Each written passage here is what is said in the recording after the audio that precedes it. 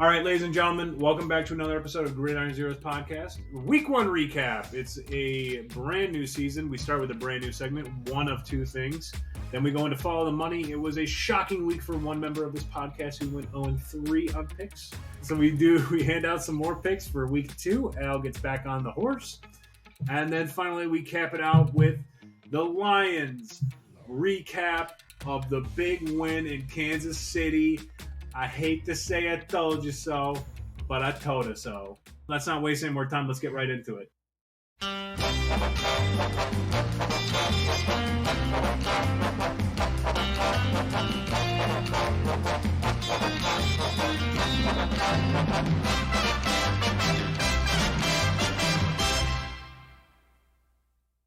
Okay, Al, week 1's almost in the books. We're recording this on Monday, September 11th. The one Monday night game still to come between the Jets and the Bills.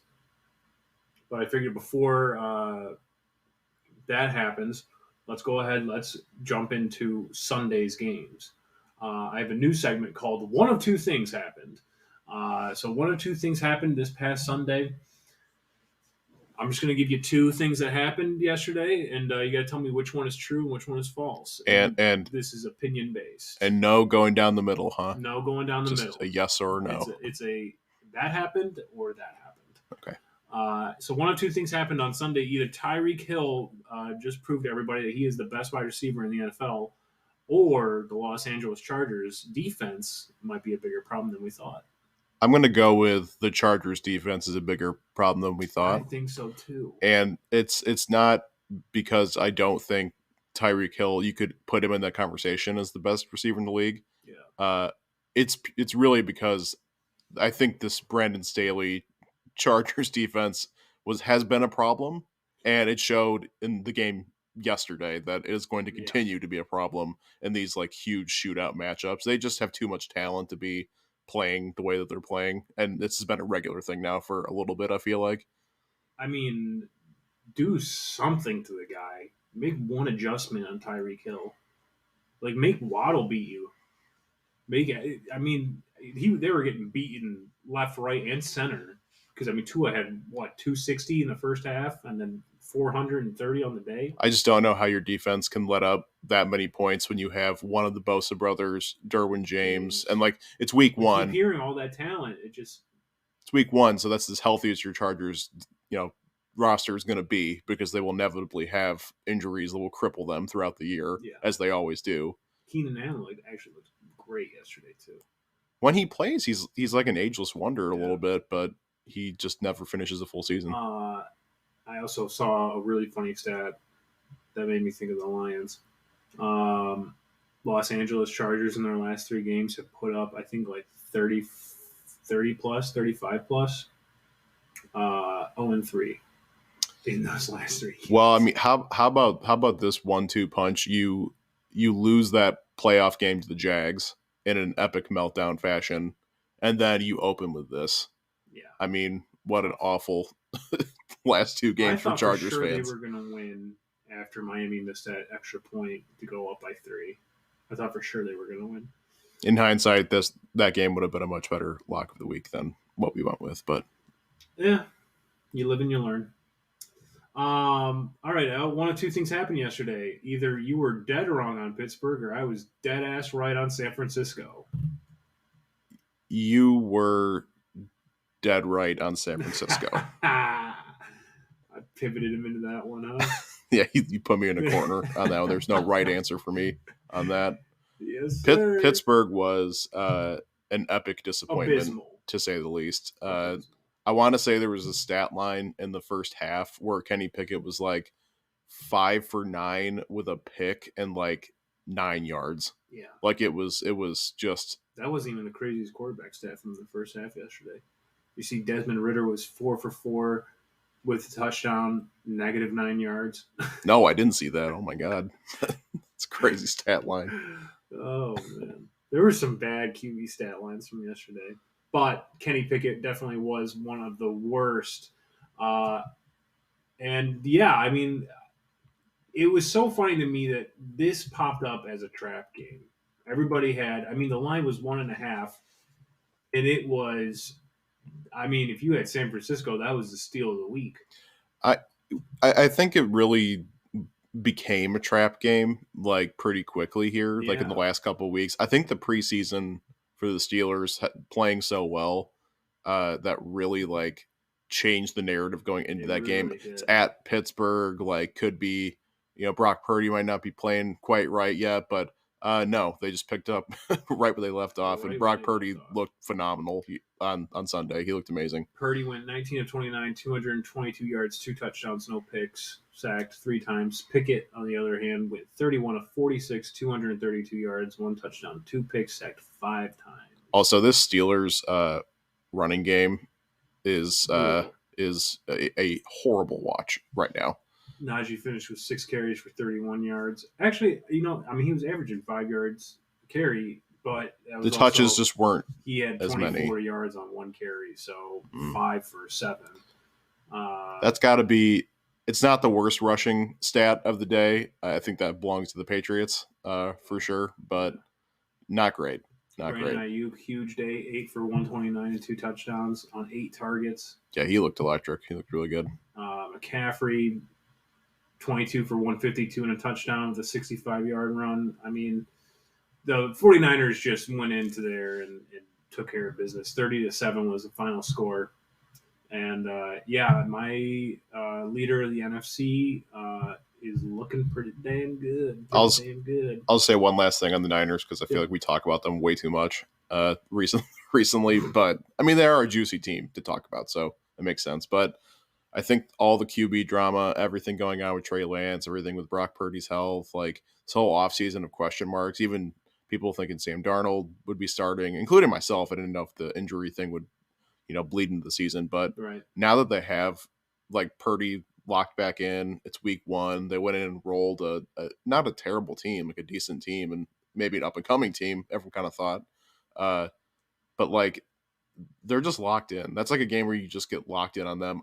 Sometimes they kind of stumble out the gate. I don't see that happening after watching Sunday. No. And they got Bosa obviously back. That was a huge injection for them. So they're dangerous. Their defense looks fast and violent, 100%. One of two things happened yesterday. Either Cincinnati lied to us and Burrow is not 100% and should not be playing, or Cleveland's defense is better than we thought. I'll say Cleveland's defense is maybe a little better. Really? Okay, I'm gonna go the other way. All right, will you elaborate? Yeah.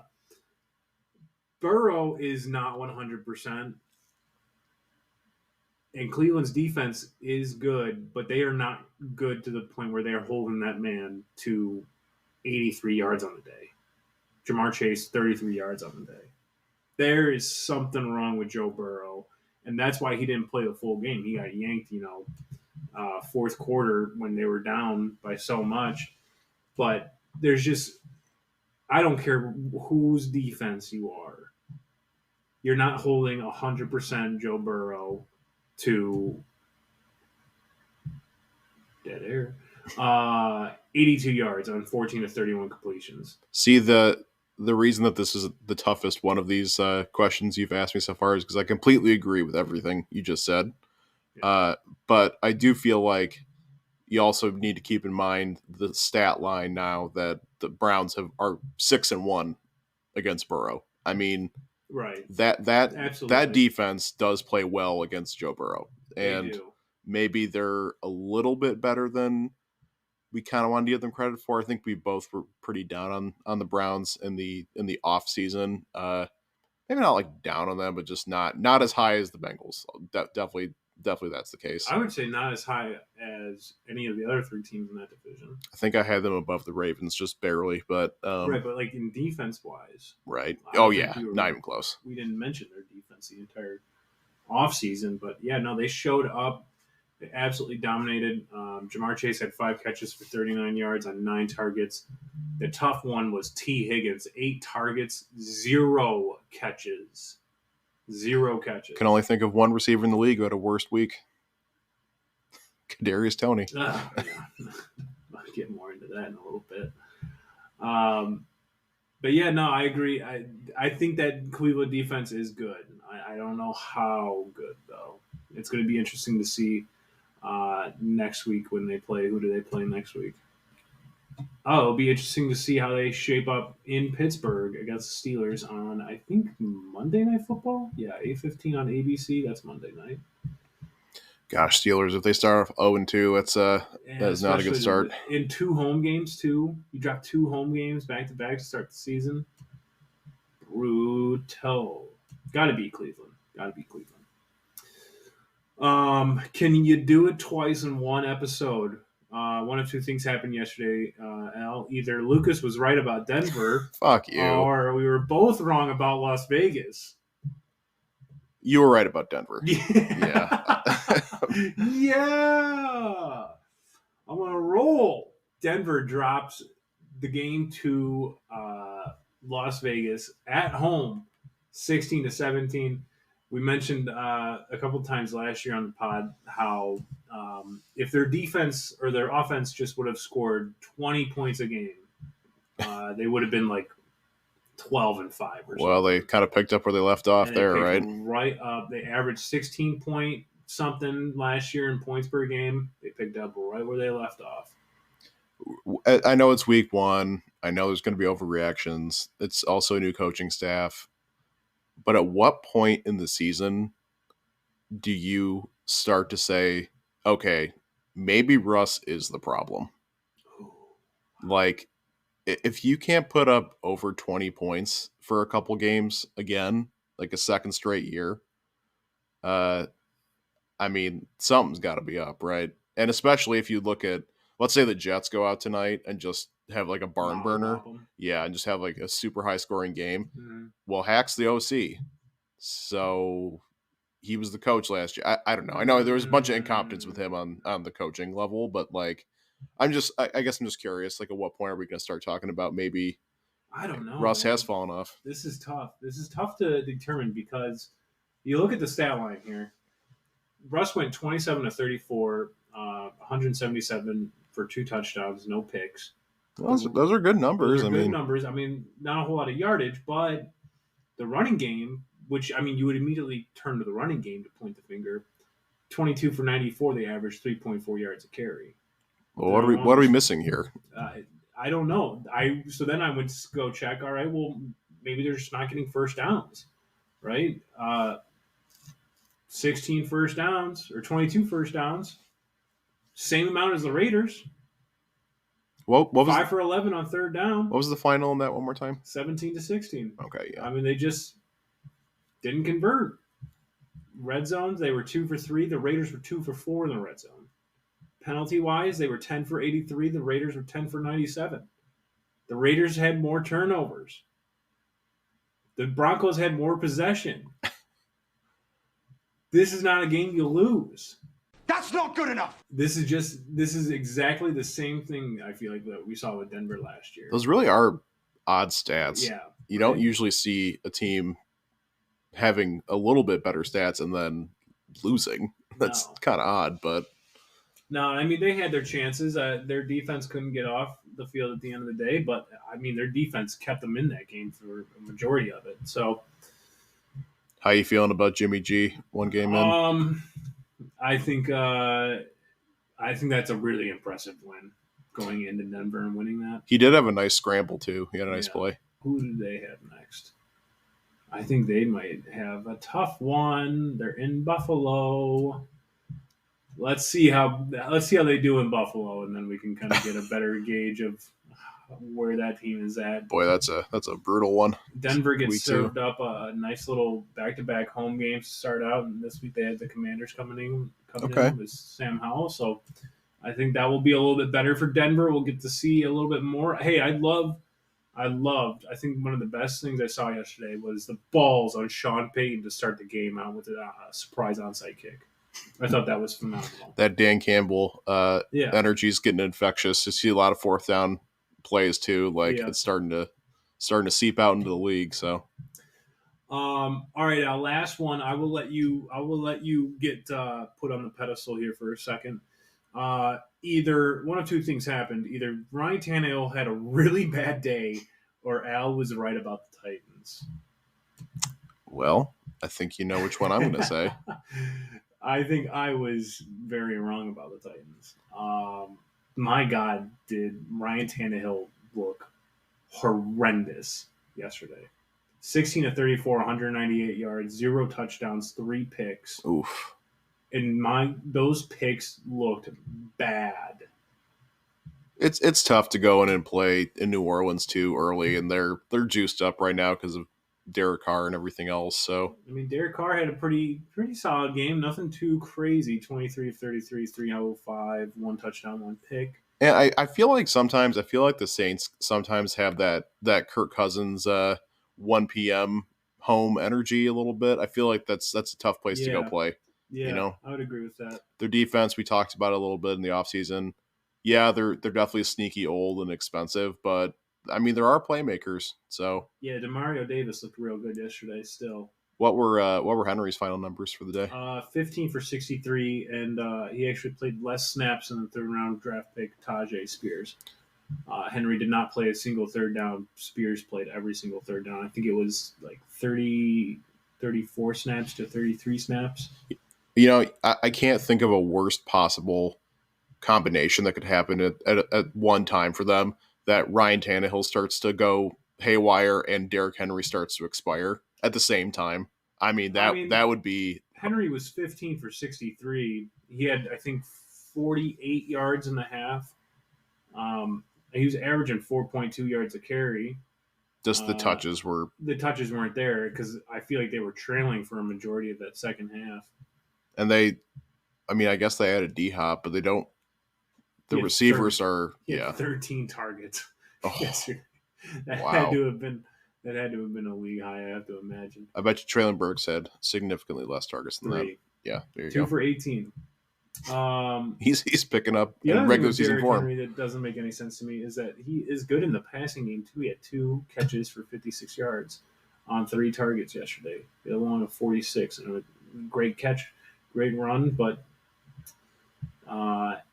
they're definitely starting to go away from him. And honestly, at times, like if you have a 3rd and 2 and you put Derrick Henry on the field, I feel like that would be the perfect time to run like a play action. But you got Tannehill throwing 3 picks. And Henry in that spot is pretty damn near automatic. Pretty damn near automatic. But then, we've gotten to the point where defenses are like, well, we're just going to stuff the box. Right. And we're just going to make it difficult as hell on you. So, yeah, Titans not looking good. They dropped a close one. I mean, it was 15-16. But they have the Chargers at home this upcoming week. They cannot afford to get too behind the 8 ball with this division. Yeah. So, speaking of the division, I just wanted to flip over to the Saints really fast before we move on. These are the games that they need to check the box and win. Absolutely. Like obviously the South is like pretty weak, and they have a very good shot of winning most of those games. But these more oddball ones against, on paper, tougher opponents at home, like getting that win is big, even if it's a small point margin and everything. That's an important win for them. It is, because they're gonna be able to get the year started off pretty good. Why do they have a doubleheader next week on Monday night, but not this week? It's odd. But New Orleans is going into Carolina next Monday night against the Panthers. So that one should be interesting. Doubleheader, New Orleans at Carolina, Cleveland at Pittsburgh. Okay, 2 divisional games. It's fun. 2 divisional games. I guess that's a little fun. I wish it was something other than divisional games because I feel like it's all we see anymore. But nevertheless, that was it for one of 2 things happen. I got a question too. Can I ask you something? Do you want to get into Follow the Money? Oof. Well, let's just rip this Band-Aid off now. All right, let's get into it.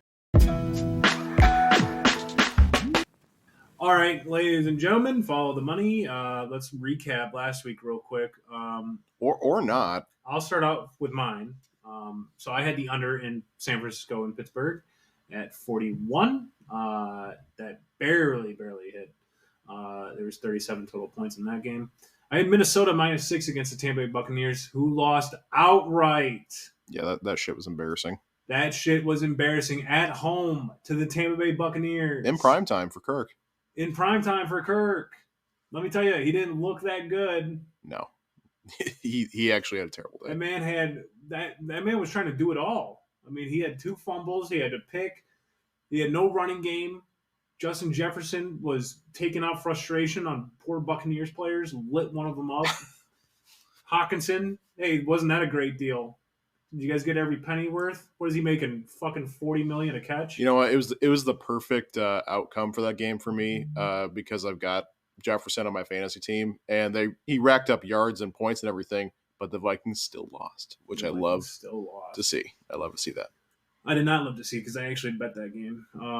So that was not one of my favorite things to watch. But, you know, honestly, as soon as it got out of – I had them at -5. As soon as it got out of, like, okay, they're not going to win, I wanted to see Tampa Bay inflict some pain on them. Get buried, yeah. Yeah, so I loved it when Baker was running for that first down and just lowered the shoulder, stiff-armed the piss out of Brian Murphy. It was great to see. So that was my one loss, and then I had – in a thriller, Miami plus 140 money line. That one, they ended up winning outright on the road in Los Angeles. So that was great. Well, you fared much better than me. 2-1 on the week. Al had the over in Kansas City and Detroit. Did not sniff it, unfortunately. He had the New York Giants money line, who got obliterated last night. You dumb bitch. 40-0. It was never in doubt from the moment they snapped the ball. And then I don't think that one could have gone worse. That one could not have gone worse. That was probably the worst one that we saw. And then Indianapolis +5, which was a tough beat. I mean, they were in the game the entire way. And then Jacksonville just pulled away there at the end. Brutal. Which is unfortunate. So, Al, year to date, 0-3.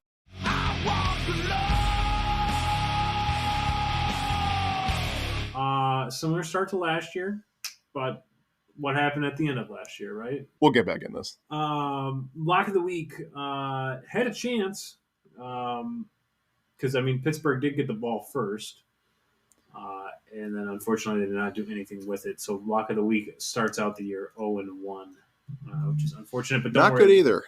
Don't worry, ladies and gentlemen. I have something. I've been in the lab. I've been cooking all weekend, and I got something for you at the end of the show. So, moving on to this week, we have a fresh new board for you, Al. In the over-unders, we have Minnesota at Philadelphia on Thursday Night Football. That one is set at 48.5. We have Baltimore at Cincinnati at 45.5. We have Miami at New England at 46 on Sunday Night Football. And then for the spreads, we have San Francisco laying 7 points on the road in Los Angeles against the Rams. I really don't know what to think of that. Coming off this game. That is a lot of points for a Rams team that looked very good on Sunday. Can the Giants bounce back? They are currently 4.5-point favorites on the road in Arizona. Arizona, who put up a good fight against Washington on Sunday, surprisingly. And then finally, our last road favorite, we had the Los Angeles Chargers -3 on the road in Tennessee. Both teams coming off a loss. Something's got to give, right? For the money lines, we have Jacksonville at home as underdogs against the Kansas City Chiefs. I feel like that's fair. It is fair, absolutely. A little spicy though. Man. Yeah. Atlanta is -105 at home against Green Bay. And then Indianapolis is on the road in Houston. Wow. -105. They're a dog in that game. Yes. Okay. As the winner, I'm going to go first. Give me an Indianapolis. Okay. I was not high up on them, but let me tell you something. Watching that Jacksonville game, I think I saw some of that old Colts magic that they had a couple years ago when they actually made it to the playoffs with Phillip Rivers. Richardson looked pretty good too. Richardson actually looked pretty good too. I'll eat some crow on that one. He looked a lot better than what I thought he would. Well, you took this one. I was definitely pondering that, so it's a good thing you took it there because it might not have been there after me. Oof. Okay. Let's let's go back off of our last segment a little bit here. Let's just bury the Titans. Hello, I like money. Give me the Chargers -3. Chargers -3. He's calling for the burial. It's a burial game. They need a rebound after the Miami game, so just go get it done. I like that pick. I think, LAC definitely needs a rebound. Kellen Moore, is he the OC now? He is now the OC. He needs to get it together.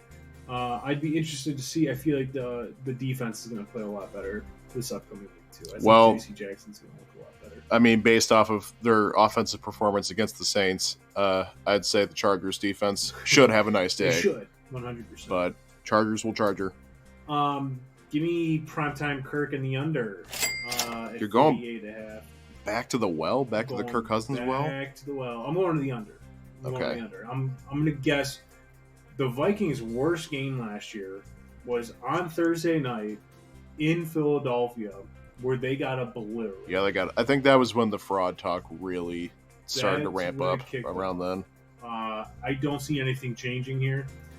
There is a little bit of worry that the Philadelphia defense gave up 20 points to a dog shit Patriots offense. But my hope here is, and I think I feel like I can kind of see this happening. Philadelphia gets out to a big lead, and similar to what they did on Sunday, they're just going to sit on it. Let them back in the game, go up with another score. Yeah, Pat's made that a game towards the end, for sure. I don't know. I think we need to see... 48.5, though. That's a lot of points. Yeah, we need to see a little bit more of a return to form for Philly. So I think maybe this week they're missing Shane Steichen a little bit. I don't know. That link juice is also going to be flowing through the veins. So yeah, Birds fans will definitely show out. Yep. All right. Well, you kind of went back to the well for a Vikings pick. I'm also going to go back to the well here. I feel like they can't fail me here, but who knows? Give me the Giants 4.5 against the Cardinals. Wow. Look. Oh, I hate that. Look, I know they just got absolutely smoked, but come on. The Cardinals, we're talking about the only team that's actively tanking. Let's go get a 4.5 point win. Or cover that spread at least. I don't know. Well, Al, I might have subconsciously did this. Just put a bunch of picks that we took last week and put them on this week's board too. Redemption picks. Well, for you it's redemption picks. For me, it's ride it out picks. Go yourself. I'm gonna put my money where my mouth is. Give me San Francisco -7 against the LA Rams on the road in LA. Give me money. Me. Money now. I need to stop just doubting the Niners at any point, but I will say LA was shockingly impressive. Real fucking good yesterday.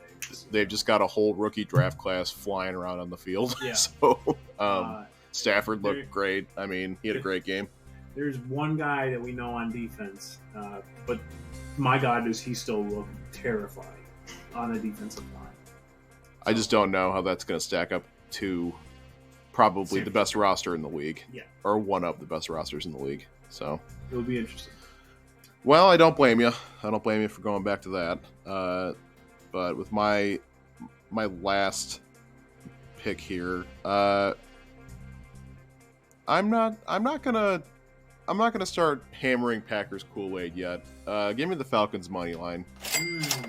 They did have a better game against the Bears than I think everybody thought that they were going to have, and the defense actually looked pretty good. Offense was. How much of that is the Packers? How much of that is that dog shit Bears team we saw on Sunday? Yeah. Oh my God. Well, hopefully the Falcons are horrible. Yeah, the Fields hype train came to a screeching halt. Screeching halt. After that game. I think he averaged 2.5 air yards per. I mean, he's a great runner. He's a great runner. Is, man. He's a Houdini in the backfield. But oh my God, man, get the ball down the field. I want to believe after everything we talked about in the offseason with the Falcons, and after a nice week one, Bijan got in the end zone. Ritter had some weird stats, I guess, but Yeah. I mean, hey, they took care of business, right? So They did. So let's. They got it done. I believe in them much more than Green Bay this year, That's especially fine. considering we both kind of had Green Bay in the toilet. Yeah. So let's go take care of business. I think a lot of that Green Bay stuff was way more Chicago than it was Green Bay. Which I also don't mind hearing No. because the Chicago Bears were definitely a team is kind of tough to figure out what they were going to be this year, and that helped a lot to show what they're going to be. Yeah. Okay. All right. So you have the Los Angeles Chargers -3 on the road in Tennessee. The New York Giants on the road -4.5, going against the Arizona Cardinals. And then the Atlanta Falcons at home as underdogs, -105 money line. Let's get back on track here. I have the Indianapolis Colts going on the road into Houston at -105 as dogs. Money line. I have the under in Thursday night. Also, Thursday night unders historically smash. So I'm feeling a little bit more confident about that one now. Minnesota and Philadelphia under 48.5 points on Thursday night. And then I'm going back to the well. I'm going to ride this team until I can't no more. San Francisco -7 on the road in Los Angeles. That stadium will be predominantly San Francisco 49ers. Oh, 100%. 100%. So, all right. Oh, be sure to stay tuned to the end of the show where I give you out the lock of the week. Now it is time to talk about your 1-0 Detroit Lions. Let's go! Okay, Al, it's time. I am so ready. I can't believe I'm saying this.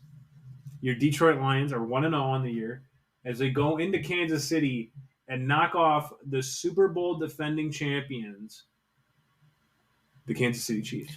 I think I will say just right off the rip that as long as we've been doing the podcast, this is probably the proudest Lions Yeah, win 1000%. that I have experienced since we started doing the show. Yeah, no doubt about that. Well, sorry, win asterisks according to Mike Tirico, but Yeah, well, Go yourself. God, where do we even start with this? It was such a phenomenal game.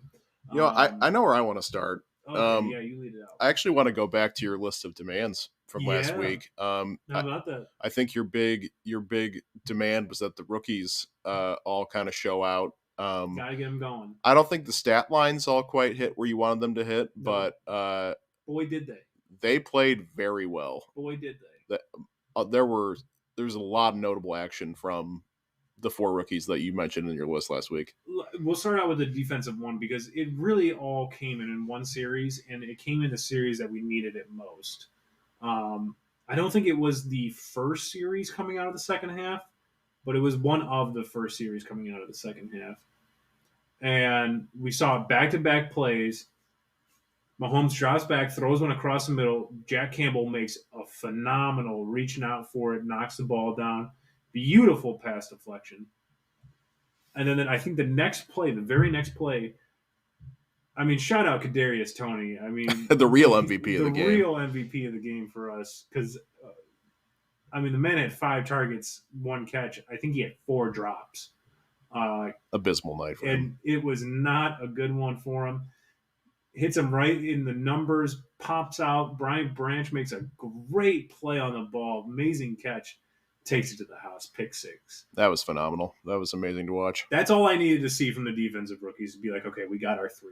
We got our 3 for the future. We had the one on the line in Hutch, who also had a monstrous game. He was so good that the right tackle literally had to start cheating every play. With all the false starts. All the false starts, not to mention, he was also lining up as a slot receiver, technically. He was I didn't even lining know up, that part of it. which is Wow. also a flag. And they didn't call it one time. They called it one time. One time is when they called it.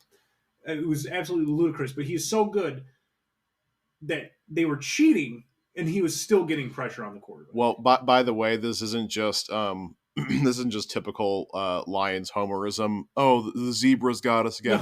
No, like literally, everybody. yeah. National consensus that they had so many false starts Yeah. they did not call in that game. It was ridiculous. It was absolutely ludicrous. So we have our three. We have Hutchinson on the line. We have Campbell dictating that midsection of the field, and then we got Branch in the secondary. That's three of the future right there. Yeah, I just Right. can't get over that Branch play. I mean, He looked amazing. That was He phenomenal. looked absolutely incredible. Other than that, I mean, he looked, even outside of that play, he looked good. Secondary looked much better in this game. Secondary looked much better in the second half. They looked very lost in the first half. CJ Well, that's true. That's looked good. There was definitely some balls where I feel like we should have had even more picks, but you know, we can't be choosers. Well, I just remember multiple times in the game where maybe we were a little frustrated by, the Chiefs offense doing work, but we just had to keep reminding ourselves, like, they're the Chiefs. Yeah. They're gonna do get some that. of these plays. Mahomes is gonna be slippery and get out of the pocket and like be mobile, and like we're gonna miss some plays just because they're that good. So the fact that we held them to that few points on the night, I consider a pretty big win. I would agree 100%. On the offensive side of the ball, Sam Laporta, it didn't have 50 yards, but he had 5 catches for 40 yards, 39. And I think at least 2 or 3 of those went for first downs on big plays. 5 targets, so he caught all of his targets. He looks good. Excuse me. He looked good. Gibbs, only 9 touches, which is a little unfortunate. I think we wanted to see a little bit more. But in those, I think Yeah. we're gonna see a ramp up here, but yeah, it was definitely a more limited sample size. In those 9 touches, 7 carries for 42 yards, 2 catches for 18 yards. A huge, massive, I think no, it wasn't on the drive that set up the touchdown, but on a huge drive for the Lions, he had like a play on 1st and 15, 1st and 20 or something like that. And he made a great play to the outside and picked up a first down. It was just electric to watch. You could really see that top end speed too. Oh, I mean, yeah. he looked like he was flying out there. Oh yeah. Offense wise, I mean, it could have looked a little bit cleaner. Could have looked a little bit more aggressive at times. Could have looked a little bit more establishing the run, I would say. I know you and I disagreed on when they should be establishing the run and not, but I think overall, not bad. Well, I think the big takeaways here are just like not a perfect game for either team. Yeah. Definitely shaking the rust off a little bit, but like, yeah, we got to give them the credit that they deserve. I mean, they went into one of the most hostile environments in the league to go play, especially coming off of a Super Bowl victory, a game that pretty much no one nationally was giving them a legitimate shot to go in and win. And I know it wasn't the prettiest all the time, but there was a lot of highlights to take away too. And like, I'm over the moon. I mean, I can't ask for a better start to the season than that. Ford Field this Sunday against the Seahawks is going to be rocking. It's going to be, I think it's going to be a different experience. You and I have been going to Lions games for years now. I mean, I can tell you that just based on the preseason game I went to. Now, even if they lost this Chiefs game, and still everyone showed out for the Seahawks game, it'd still be crazy in there. Yeah, 100%. But now it's going to be through the roof. Different. It was really interesting to see the offense in the first half. I think, first drive, 3 and out, no good. Second drive, we get that fake punt that really, I feel like, kind of. I did want to talk about that jolted too. them into motion a little bit, and then they go on a 14-play, 91-yard drive. Well, we got a bookmark here though. When we were watching the game, I mean, the call to do that, to go for it at that point on the field, on 4th down, is a ludicrous coaching decision. Like, I know it worked, and the craziness of it is probably why it actually worked, because Dan Campbell is known to be hyper aggressive on those 4th downs. So like, it's one of those things where it's like, it's just that crazy, it might work. I think, but yeah. I hated the call at the time, but it gave them the juice they needed to go down and score. So I don't know. Mixed feelings on it, I guess. I don't know. I think, I don't know. This is like an acceptance thing as a Lions fan at this point, right? Like, we just have to come to agreements with Dan Campbell that is going to be a thing in the future. whether we like it or not. It's just those spots. I mean, if that backfires and they don't get it, right. You're in a world of hurt. Yeah. Like it's not gonna. They're definitely gonna get a They're touchdown down on that drive. They're down 7-0. Yeah, 100%. And Right. but the opposite side of that is they go up 7-0. We saw what happened. It built momentum for us. It got us to score. Nice Amon-Ra play. Like exactly. Like I don't know. I think every situation that he does that is going to be a little bit different. I just think that's the craziest one we've ever seen. Yeah. So far in his hate tenure. that one purely because like we didn't have. I don't know. I didn't think we had a whole lot to lose. I don't think anybody was picking us to win that game. Yeah, no, I mean they're swinging big in that game because you have to. You it was like have that to. Rams game where we were like 27.5-point underdogs. Yeah, 100%. And he was just going for it and doing a bunch of crazy and it was shit. a game for a little bit in that game, and some of that crazy shit is kind of what kept them in it for a little bit. Right. Obviously they got destroyed at the end of the game, but anyways. But then after that, they had another drive where like things were moving, things were in motion, and then Jones fumbled. Marvin Jones, who looked god awful. He did not have a good game. He had looked real bad. But then he fumbled, so they get the ball right back though, and then it's a 3-and-out. It's out on downs. It's a punt. It's a punt. It's a punt. It's a touchdown. So I mean, after that, it was 2 more 3-and-outs, and then a 3-and-out. +1, so they had 6 plays on a drive. Also, Goff throughout the game, just sprinkled throughout the game, had a couple of passes batted down too, and that was a little frustrating to watch. So not great, but at the end of the day, they scored when they needed to, and that's all we can ask for, right? Well, one of the biggest things too, and going in favor of the Lions in this game, and I won't harp on the Tirico comment all that much about it, but they did not have Travis Kelce. Yeah. Did not have Chris Jones, who had a very big dick energy move to go sit in the crowd at the game, which is just nuts. Just crazy. Who, by the way, he has signed a 1-year extension today, so he's back with the Chiefs. Really? Yeah, I don't know if he's like on a out. He can't play list for a couple games here, but franchise tag or something. I think it's a 1-year extension.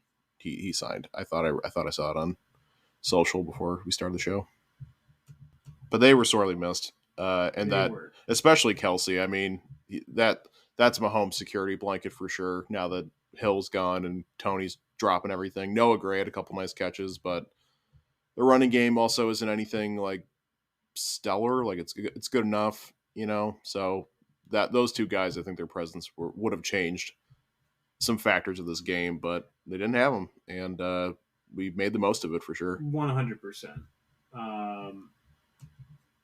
Like I'm not going to pretend that like it wasn't a huge. Well, if Kansas City, leg up. If Kansas City wants to do something, tell them to meet us in Vegas in February. Settle down. Don't be putting that. Don't be putting that energy out there. Oh man. Anything else with Kansas City before we move on to Seattle? No, just again, I think it's the most important win that they've had in a long time. Yeah, super meaningful, and Lions Nation is loving life right now. It was great to watch all the games Sunday, not have to be having anxiety about them all day. So yeah, we're off to the races, 1-0. Love to hear it. Love to hear it. Seattle, week 2. This is obviously just one of the biggest letdown spots of all time, right? Well, if it's SOL, yes. I think but it's like if it's BNL, it's a go take care of business game, especially coming off of Seattle's week 1. Geno came back to earth. That adds to a huge letdown spot. But that's what I'm saying here. SOL, absolutely. BNL, this is a take care of business game, and that's the end of it. Letdowns aren't SOL sort of thing. They are absolutely an SOL thing. What are you talking about? I know what you're talking about, but like a letdown is a very common thing with a lot of teams. Like a letdown usually does happen after a huge win. They come in next week and they lay an egg. Like a couple years back when the Jets were dog shit, I can't remember who the Bengals beat. It might have been the Chiefs or something at home. and then they go to New York and they get mollywopped by the Jets like 34-3. Right. You know, like something like that. That's very common for this to happen. All right, well, if we're looking at it from that perspective where it's no strings attached to SOL stuff and it's just like a regular team. No strings attached to SOL. Then yeah, it's obviously a huge letdown spot because they just beat the best team in the league. Yeah. On the road. I think, sorry, I know we just got to Seattle, but one other thing I wanted to mention with Kansas City. I think SOL died on Thursday night. We got a whole season, buddy. I wouldn't go there yet, but it definitely. That's a game that SOL loses.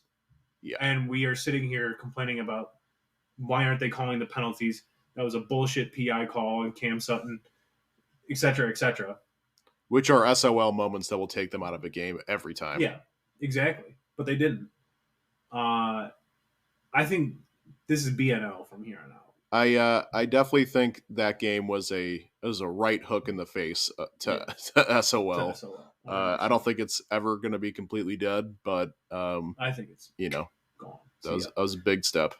But from like just a standpoint, you think about it, that was easily the biggest win this franchise has had in recent memory. The Seattle Seahawks, who had high expectations, were going into a home game on Sunday as favorites, get crushed, lose by 2 possessions. And that's a take care of business game for them. We're colliding into this thing where it's like everybody thinks that the Lions should go in and take care of business on Sunday. But the other thing happens. I'm just saying I'm not going to be too surprised if we end up losing this game. There's a very realistic possibility in my head. You know what? I'm actually going to ride the wave here. I don't think there's any way we lose this game. Famous last words. Well, if we're really turning the page here, turning the corner, based on what we saw last week, yeah, they should win this game, and it's at home, dude. Ford Field's going. We just talked about it. It's going to be a crazy atmosphere in there, and that's going to be a benefit for them for sure. Yeah. I think they got this in the bag. To add to this a little bit more, how about Seattle? No Jamal Adams at the moment. No Devin Witherspoon. Is he ever healthy, Jamal Adams? I don't know. Since he's been a Seahawk, I feel like he's always been out. But Abraham Lucas and Charles Cross, they're 2 starting offensive tackles. They're hurt too, right? Both exited Sunday's game. Lucas with a sore knee, so I got to imagine he's going to play. And then Cross was diagnosed with a sprained big toe. So I imagine they both still play, but they might not be 100%. So Hutch gonna eat. Believe that. Yeah! Yeah! Yeah! Yeah! So, I mean, I think they got a real good chance. The only people that we still have out are Mosley, and Branch was a little shaken up with some cramps, but I don't think anything too bad. Obviously, J-Mo. Obviously, J-Mo.